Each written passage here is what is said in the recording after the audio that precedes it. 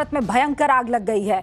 अब तक 15 लोगों की मौत की पुष्टि हो गई है। सभी मृतकों की उम्र बहुत कम बताई जा रही है, 20 से 24 साल के बीच बताई जा रही है। और आग इतनी भयानक थी कि लोग इमारत के बाहर अपनी जान बचाने के लिए छज्जे का सहारा लेते हुए नजर आए।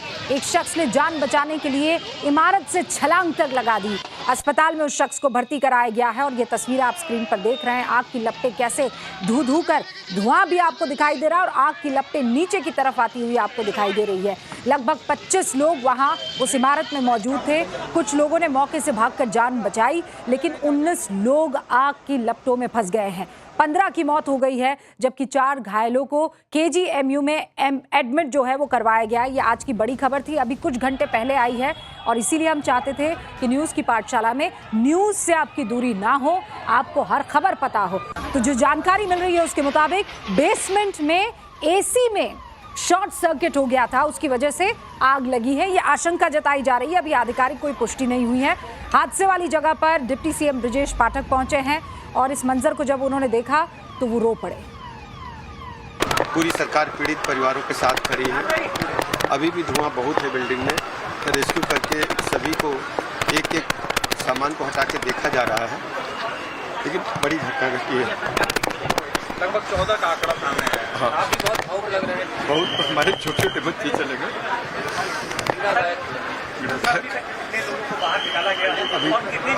अभी कुल 13 बच्चे निकाले गए हैं, सबको भी अस्पताल भेजा है। बड़ी घटना सर, हम लोग देख पा रहे हैं आप लोग 2.5-3 घंटे से खुद खड़े हुए हैं, तो एक एक पल आपके लिए गुजारना बेहद मुश्किल हो पा रहा था। बड़ी घटना। सर, अभी अंदर का क्या है? अंदर धुआं है।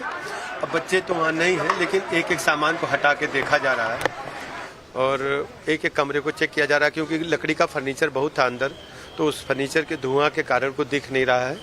फिर भी फायर ब्रिगेड के लोग अंदर हैं, NDRF के लोग मौके पर हैं। आपने देखा ब्रजेश पाठक रो रहे हैं, भावुक हो रहे हैं, लेकिन एक बड़ा सवाल है कि आखिर आग लगी तो लगी कैसे। इस बीच CM योगी आदित्यनाथ और खुद प्रधानमंत्री नरेंद्र मोदी ने इस हादसे पर पोस्ट किया है X पर और खुद मौके का इस पूरे के पूरे हादसे का संज्ञान लिया है। मनीष यादव मेरे सहयोगी इस वक्त मेरे साथ जुड़ चुके हैं, जरा उनका रुख कर लेते हैं। मनीष, इस वक्त स्थिति क्या है? क्योंकि बताया जा रहा है 15 लोगों की मौत हो गई है, छोटा मोटा हादसा नहीं था। मनीष, मेरी बात आप तक पहुंच रही है? मनीष, आप देख सकते हैं मनीष जहां पर मौजूद है वहां पर बहुत भीड़ है और शायद फोन कट गया है और उनसे बात नहीं हो पा रही है। लगातार हम अपने रिपोर्टर से जो कि ग्राउंड जीरो पर मौजूद है उनके संपर्क में है, वो ग्राउंड जीरो पर है। मनीष, मेरी आवाज आप तक पहुंच रही है? मनीष, सुनाई दे रहा है ना आपको? हाँ, आ रही है, आवाज आ रही है। हाँ मनीष, मैं स्टूडियो से रुबिका लियाकत बात कर रही हूँ। इस वक्त जो स्थिति है जरा न्यूज़ की पाठशाला के दर्शकों को अगर आप जल्दी से बता पाए, और अभी क्या लोग फंसे हुए हैं, सबको निकाल दिया गया है, क्या जानकारी है? देखिए रूबिका, अभी ऑपरेशन खत्म हो गया है। 14 लोगों की मौत, कुल 20 लोग निकाले गए थे, 6 लोग अस्पताल में भर्ती हैं। ये वो इमारत है जिसमें आग लगी थी। 2 फ्लोर हैं। पहले फ्लोर जो ग्राउंड फ्लोर है उस पे पेट क्लिनिक चलता है, दूसरे फ्लोर पर एनिमेशन की एक एकेडमी चलती है और सबसे ज्यादा लोगों की मौत इसी फ्लोर पर हुई है। जब आग लगी 2 से 2:30 बजे का समय था। फायर ब्रिगेड को सूचना दी गई थी, चूंकि फ्रंट साइड में आग लगी थी, AC का डक है वहां पर शॉर्ट सर्किट हुआ, जिसके चलते आग ने पूरे जो इमारत का पहला हिस्सा है उसे अपनी चपेट में ले लिया। लोग डरे हुए थे, चूंकि सीढ़ियों के पास आग थी, तो ऐसे में लोगों ने इमारत के जो फर्स्ट फ्लोर का, आप ये जो सीढ़ी के पास का हिस्सा देखेंगे, वहां से तार के सहारे दूसरी इमारत के बगल से नीचे उतरना शुरू किया। लगभग 6 लोग इससे उतरे होंगे, 6 लोग ऐसे बचे। बाद में चूंकि पूरा जो जहां से एग्जिट पॉइंट है वो पूरा बंद हो गया, तो ऐसे में बाहर के हिस्से में लोग चले गए। कुछ ने दरवाजे बंद कर लिए, कोई बाथरूम में बंद हो गया। सफोकेशन के चलते मौत ज्यादा हुई है। 14 लोगों की जानें चली गई हैं। हालांकि मुख्यमंत्री बेहद गंभीर हैं, नाराज भी हैं। एक उच्च स्तरीय कमेटी बनाई जाएगी। लेकिन मनीष, हुआ क्या था जरा ये बताइए, और ये लोग निकल क्यों नहीं पाए? क्या एक ही जगह थी जहां से निकला जा सकता था, इस वजह से ये लोग नहीं निकल पाए हैं? हुआ क्या?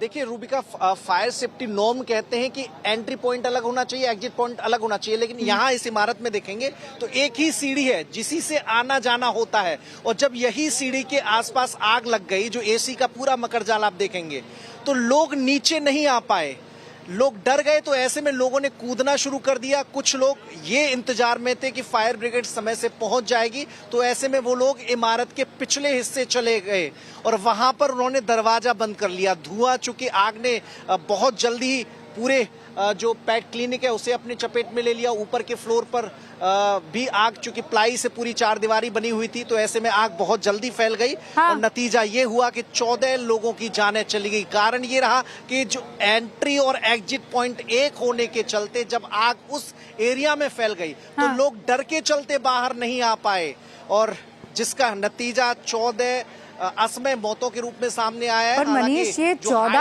आंकड़ा कोई छोटा मोटा आंकड़ा नहीं है ना। मतलब 14 हाड़ मांस वो जो व्यक्ति हैं वहां पर, वो जल गए, वो भुन गए और किसी तरह की कोई मदद नहीं पहुंच पाई। और बहुत हाई राइज इमारत भी दिखाई नहीं दे रही है। कहाँ चूक हो गई? मतलब मान लीजिए आग लग गई, जिसने बिल्डिंग बनाई उसकी गलती कि उसने फायर सेफ्टी नॉर्म्स का नहीं ख्याल रखा, लेकिन क्या ये सूचना फायर ब्रिगेड को नहीं लग गई थी? आने में कितना वक्त लग गया? देखिए, जो जानकारी मिली है उसके मुताबिक 2 से 2:30 बजे के बीच फायर ब्रिगेड को जानकारी दे दी गई, फायर डिपार्टमेंट को जानकारी दे दी गई। बच्चे अंदर से फोन कर रहे थे, उनके परिजन बाहर से फोन कर रहे थे, लेकिन फायर ब्रिगेड की जो गाड़ियां हैं वो देर से पहुंची। जब फायर ब्रिगेड नहीं पहुंची थी, जो तस्वीरें आई, जो विजुअल आए, उसमें इस फ्रंट हिस्से में आग लगी हुई है, लोग नीचे उतर रहे हैं, कहीं गाड़ियां दिखाई नहीं दे रही। और जब फायर ब्रिगेड पहुंची तो आग ने पूरे इमारत के अगले हिस्से को, मतलब इस हिस्से को अपनी चपेट में ले लिया था। और तब तक शायद बहुत देर हो गई थी। कोशिश जरूर की गई, रेस्क्यू ऑपरेशन चलाया गया, 3 घंटे लगातार फायर ब्रिगेड की गाड़ियां लगी रही, लेकिन जो आधे घंटे में राहत मिलनी चाहिए थी और शायद वो कारगर भी होती, वो न मिलने का नतीजा मौतों के रूप में सामने है। एलडीए, जिसकी जिम्मेदारी होती है कि इमारत में ये देखे फायर सेफ्टी गाइडलाइन नक्शे के अकॉर्डिंग है कि नहीं, नगर निगम की भी जिम्मेदारी होती है, और सबसे बड़ी जिम्मेदारी फायर डिपार्टमेंट की होती है, जो एनओसी देता है कि ये इमारत में फायर विभाग की जो गाइडलाइंस हैं उसको फॉलो किया गया है। लगातार अभियान भी चलता है। चारबाग रेलवे स्टेशन से लेकर शहर के कई हिस्सों में अभी महीने भर पहले ही अभियान चलाया गया था, नोटिस दिए गए थे, जिनकी गाइडलाइंस जो लोग फॉलो नहीं कर रहे थे, लेकिन बावजूद इसके नहीं, पर मैं मेरे रोंगटे खड़े हो रहे हैं मनीष, सिर्फ ये सोच कर कि आप आग लग रही है, आप कमरे में बंद हैं, आप लगातार फायर ब्रिगेड को, पुलिस को, अगल बगल के लोगों को फोन कर रहे हैं कि कोई बचा ले, कोई बचा ले, और मतलब 14 लोग जिंदा खत्म हो जाते हैं, जल जाते हैं, मर जाते हैं, कोई कीमत ही नहीं है। 1 नहीं, 2 नहीं, 3 नहीं, 4 नहीं मनीष, 14 लोगों की मौत हो जाती है एक इमारत में आग लगने की वजह से। और आके पाठक जी वहां पर बहुत भावुक हो रहे हैं, रो रहे हैं, लेकिन जवाबदेही तो होगी ना किसी की। देखिए, बिल्कुल जिम्मेदार एलडीए है, जिम्मेदार नगर निगम है, जिम्मेदार फायर डिपार्टमेंट है। एक तो चूक, समय रहते न पहुंचना, और दूसरा आखिर इमारत के नक्शे को अनुमति मिल कैसे गई, कैसे फायर डिपार्टमेंट ने एनओसी दे दी कि यहां पर फायर विभाग की जो गाइडलाइंस है उनको माना जा रहा है, उनको फॉलो किया जा रहा है। मुख्यमंत्री की हिदायत के बावजूद भी, क्योंकि लखनऊ में बीते कुछ सालों में कई जगह आगजनी हुई है, एक होटल में आग लगी थी, उसके बाद मुख्यमंत्री बेहद गंभीर थे, सख्त निर्देश दिए गए थे कि जो नॉर्म्स का पालन नहीं करेगा उसे एनओसी नहीं दी जाएगी, कॉमर्शियल इमारत इस्तेमाल नहीं कर सकता। लेकिन मतलब आप सोचिए मनीष, आप सोचिए, मतलब तमाम जो न्यूज की पाठशाला को इस वक्त देख रहे हैं, आप जहां पर मौजूद हैं, अगर जान बचानी है तो अलावा हड्डी पसली तोड़ने के और कोई चारा नहीं है, कूद जाओ। अगर बचना है तो कूद जाओ, वो ना जाने 3री मंजिल 4थी मंजिल, कूदोगे तो बच पाओगे, अगर नहीं कूदे तो फिर जल जाओगे। और यही हुआ उन 14-15 लोगों के साथ जिन्होंने अपनी जान गंवा दी है। अब पहले तो आपने नक्शा कैसे पास किया, उसके बाद फायर सेफ्टी नॉर्म्स आप एक के बाद एक लापरवाही करते चले गए, किसी ने रोका क्यों नहीं? आपका इंस्पेक्शन कहां चला गया? क्यों आप चुप्पी साध कर बैठ गए? और यहाँ दोनों तरफ से गलती है, जिसकी बिल्डिंग थी उसकी भी गलती है और जो वहां इंस्पेक्शन करने लोग जा रहे थे उनकी भी गलती, और नहीं गए तो बड़ी गलती है। लेकिन अब ये कि हम क्या करें, खबर सुनाए दिखाए 15 लोगों की मौत की और फिर खत्म मामला।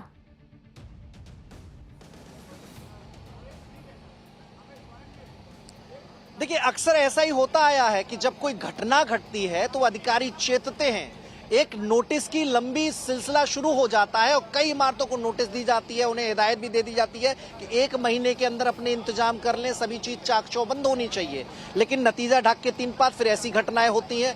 कॉमर्शियल जितनी बिल्डिंग है, क्या फायर डिपार्टमेंट ने एनओसी देते वक्त कोई इंस्पेक्शन किया था? और क्या जो हर महीने इंस्पेक्शन होता है, फायर इंस्पेक्टर की जिम्मेदारी होती है, क्या वो निभाई जाती है? एलडीए के जोन इंचार्ज, अलीगंज के जोन इंचार्ज, जिनका जिम्मा होता है कि अगर कहीं कोई कंस्ट्रक्शन बन रहा है तो पूरी टीम पहुंच जाती है। हाँ। लेकिन जब नक्शा पास है, उसमें एक ही एंट्री, एक ही एग्जिट पॉइंट है, कॉमर्शियल बिल्डिंग है, बड़ी संख्या में लोग आते हैं, तब जोन और मनीष, उम्र बताई जा रही है 20 से 24 साल। मतलब सोचिए, लगते जिगर किसी माँ का, वहां 20 से 24 साल की उम्र के युवा जो है वो जलकर राख और खाक हो गए हैं। मुझे इस इलाके के बारे में जरा बताइए, न्यूज़ की पाठशाला के दर्शकों को इस इलाके के बारे में बताइए। ये बच्चे कौन थे जो वहां पर रह रहे थे? ये अलग अलग इलाकों से आए थे, पढ़ाई के लिए आए थे? कौन थे ये बच्चे, मनीष? देखिए, लखनऊ के रहने वाले बच्चे थे। अलीगंज इलाका पॉश इलाका माना जाता है, रोड भी बहुत चौड़े हैं, तभी फायर ब्रिगेड आसानी से यहाँ पहुंच गई थी। कॉमर्शियल ये पूरा इलाका है। एनिमेशन की क्लासेस कर रहे थे, वो ट्रेनिंग ले रहे थे। कोई गेम डिजाइनिंग सीख रहा था, कोई गेम की कोडिंग सीख रहा था, कोई ग्राफिक डिजाइनिंग करने के लिए यहाँ पर आया था, किसी ने एनिमेशन कोर्स में दाखिला लिया था। जो मुख्यमंत्री योजना चलाते हैं एमएसएमई की, जिसमें सेल्फ रोजगार किया जा सकता है, उसके लिए एक अहम पड़ाव होता है और उसके लिए यहाँ पर बच्चे आए हुए थे। 20 से लेकर 25 साल तक के सभी बच्चे हैं, लखनऊ के रहने वाले हैं, अच्छे अच्छे परिवारों के बच्चे हैं। जो कि परिवारीजन, जब ये घटना घटी, सबको सूचना मिली तो सब बाहर थे, सब ईश्वर से प्रार्थना कर रहे थे कि उनका बच्चा बच जाए। लेकिन 14 प्रार्थनाओं पर शायद ईश्वर ने भी गौर नहीं किया, जिसके चलते उनकी असमय मौत हो गई। यहाँ पर इस आस में दाखिला लिया था कि यहाँ से पढ़कर कुछ हासिल करेंगे, अपने अपने फील्ड में बेहतर मुकाम हासिल करेंगे, लेकिन शायद कुछ और ही होने को मंजूर था। आज जो हुआ उससे परिजन बहुत दुखी हैं, मुख्यमंत्री बहुत दुखी है, रक्षा मंत्री राजनाथ सिंह भी बहुत दुखी है, चूंकि लखनऊ के सांसद हैं, वो भी पहुंचने वाले हैं। लेकिन व्यवस्थाओं पर सवाल जरूर इस घटना ने और मजबूत तरीके से खड़ा किया है कि जो जिम्मेदार लोग हैं, आखिर उनके स्तर पर ऐसी लापरवाही, ऐसी चूक हो क्यों जाती है? और क्या ऐसी चूक, लापरवाही के लिए प्रशासन में कोई जगह है? कार्रवाई सिर्फ छोटों पर क्यों, बड़ों पर कार्रवाई क्यों नहीं होनी चाहिए? ये सबसे बड़ा सवाल है और यही वजह है कि आज न्यूज़ की पाठशाला में ये पहली खबर है। हमारे व्यूअर्स आज की तारीख में ये जानना चाहते हैं कि वो तमाम अधिकारी, उनके ऊपर किस तरीके का जो है फैसला लिया जाएगा, उनके ऊपर किस तरीके की कार्रवाई की जाएगी, नक्शा कैसे पास होने दिया जाता है। वो बच्चे अपने माँ बाप का नाम रोशन करने के लिए, एनिमेशन की क्लास लेने के लिए और कुछ काबिल बन जाऊं इस पूरे सपने के साथ वहां पर पहुंचे होंगे, और उसके बाद दम घुटा किसी का, कोई जिंदा जल गया और जिसको जान बचानी थी वो ऊपर से नीचे कूदा। ये देखिए, आपको वो तस्वीरें मैं फुल फ्रेम एक बार फिर से दिखाना चाहती हूँ। मनीष हमारे साथ जुड़े रहिएगा। मैं दर्शकों को बता दूं, ये तस्वीरें आप देखिए, ये जैसा मनीष बता रहे हैं, ये पॉश इलाका है, ये ऐसा वैसा इलाका नहीं है, ये पॉश इलाका है। और यहाँ पर आप देखिए, जब आग लगी तो कैसे एक के ऊपर एक चढ़कर बच्चा बस ये चाहता था कि उतर जाए, जान बचा ले हम। कोई कूद गया वहां से, जब कुछ नहीं मिला, कोई आस, कोई उम्मीद नहीं जगी, दिखी तो कूद गए बच्चे।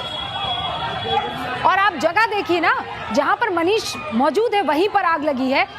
ये उस रोड की चौड़ाई मनीष जरा दर्शकों को बताएंगे, और क्यों फायर ब्रिगेड को इतना टाइम लग जाता है आने में?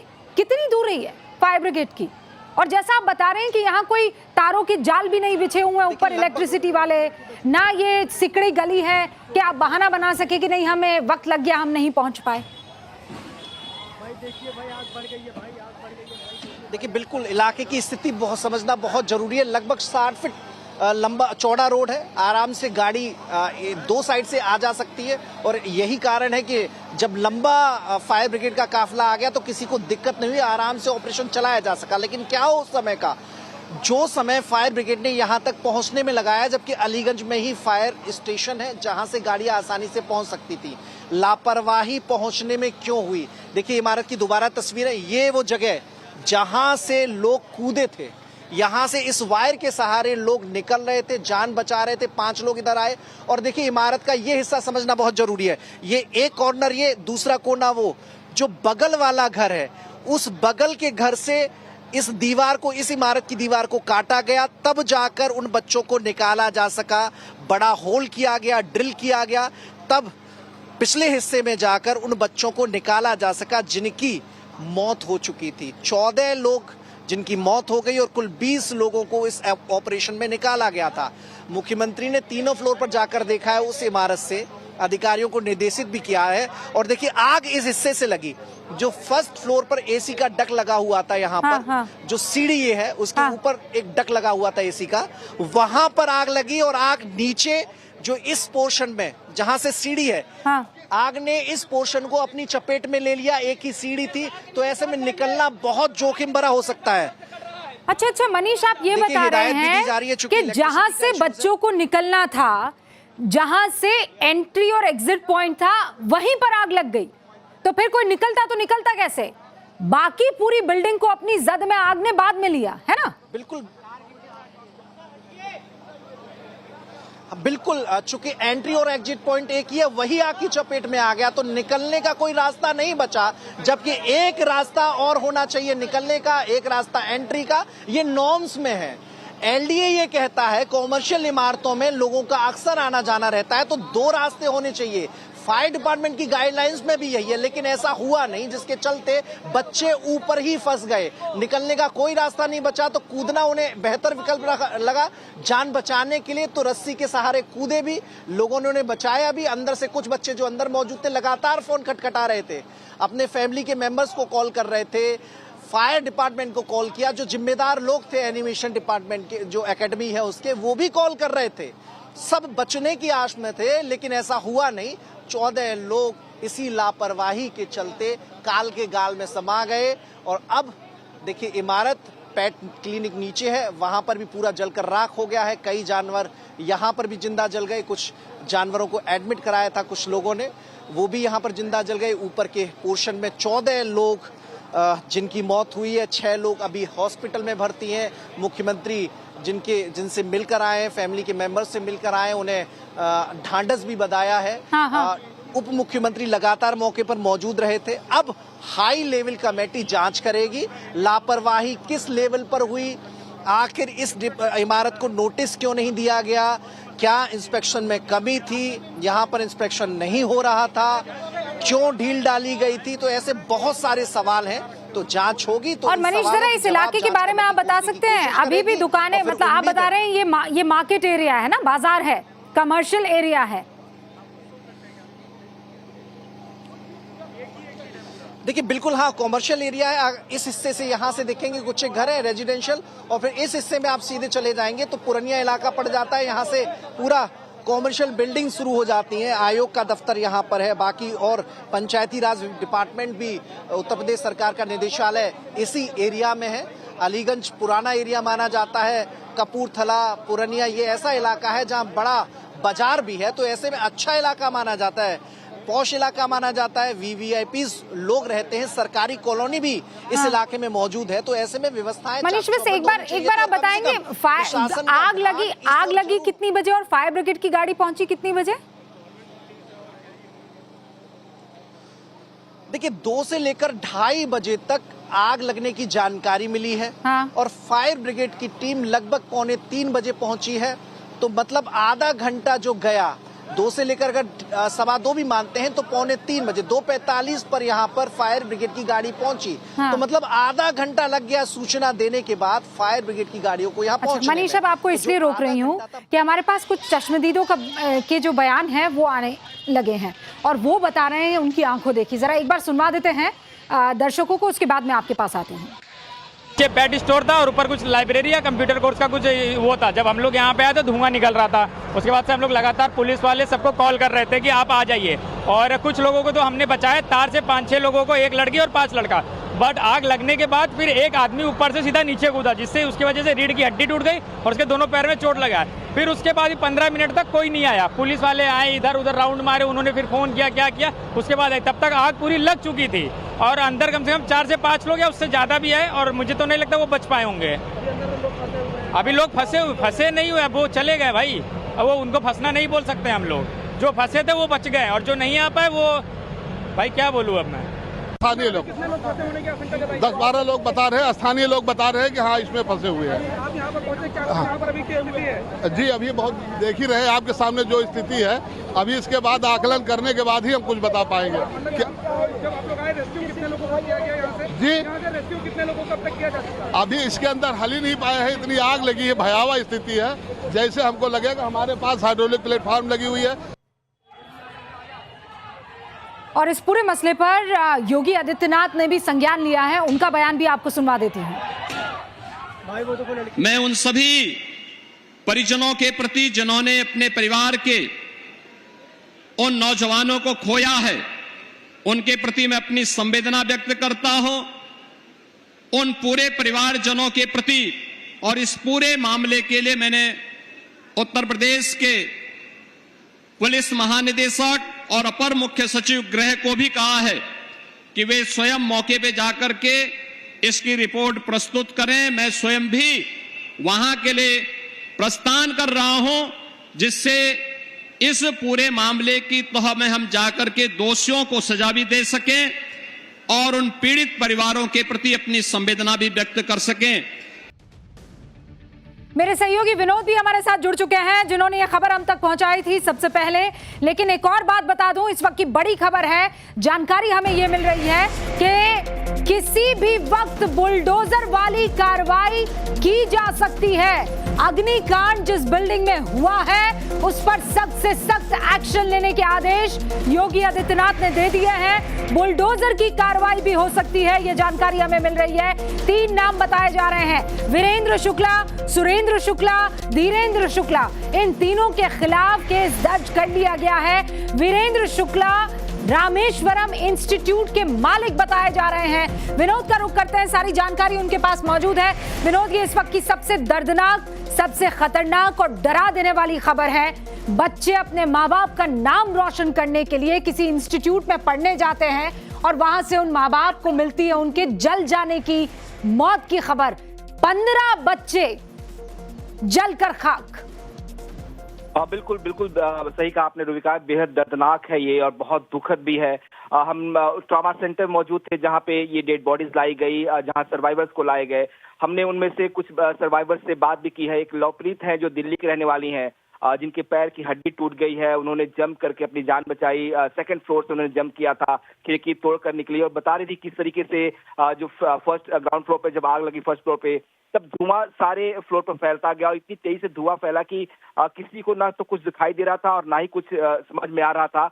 कुछ लोगों ने खिड़कियां तोड़ी और उसी खिड़की से कुछ बच्चे कूदे। जो 9 सर्वाइवर हैं उसमें से मैक्सिमम बच्चे जो है उन्हीं खिड़कियों से कूदकर अपनी जानें बचाई। एक लड़का जो छत से 2nd फ्लोर से कूदा, जिसको गंभीर चोटें भी आई हैं।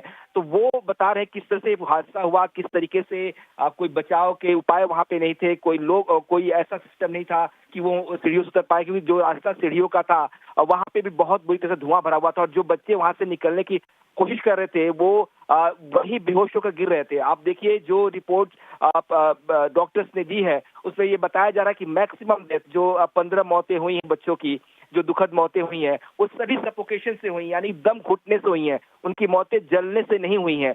तो जिस तरीके से धुआं भरा और उसके बाद अगर तुरंत कार्रवाई की गई होती, बच्चों को वहां से लिफ्ट आउट किया गया होता या कोई ऐसा दरवाजा होता जो जहाँ से सेफली एग्जिट हो पाता। नहीं, पर तो विनोद अब हमें लगता है इस देश को अगर आगे जाना है तो ये वो तमाम चीजें हैं जिनको हमें बहुत संजीदगी से लेना होगा।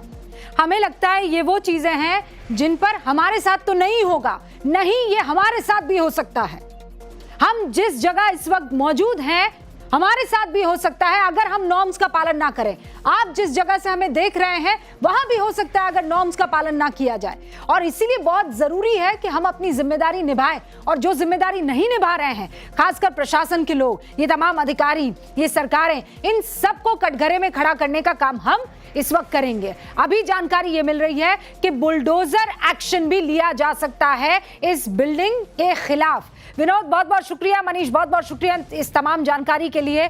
लेकिन आज ये यक्ष प्रश्न है जिसका जवाब इस देश को देना होगा, और वो यक्ष प्रश्न ये है कि हम कब तक इस तरीके की खबरों पर हताश होते रहेंगे, क्योंकि हमने तैयारी पूरी नहीं की। उस बिल्डिंग में आने और जाने का रास्ता अलग होना चाहिए।